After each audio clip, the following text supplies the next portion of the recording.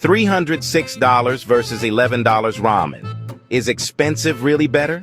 Today, we're testing 2 ramen recipes to see if premium ingredients make a difference.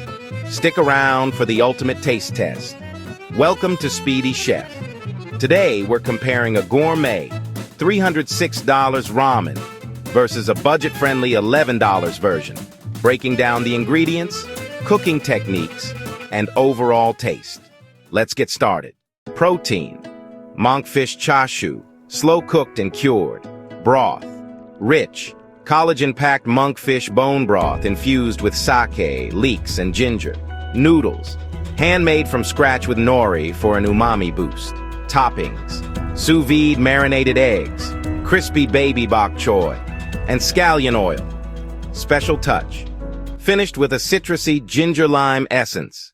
Protein: crispy spam, pan-fried for texture.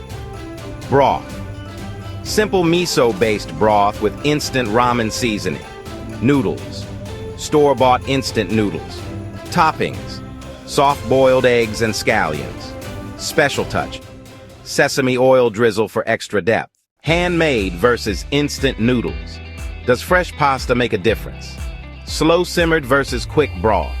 Monkfish bone broth versus instant seasoning. Luxury versus budget toppings. Chashu versus spam. Sous-vide eggs versus classic boiled. Flavor balance: does expensive equal better taste? Gourmet ramen: deep layered flavors with restaurant quality refinement. Budget ramen: simple, nostalgic, and still satisfying. Final thoughts: is the high price worth it? Which one would you try? Now you've seen a high-end versus budget ramen showdown. Which one are you making first? Let us know in the comments. Don't forget to like, subscribe, and hit the bell for more taste tests and cooking challenges.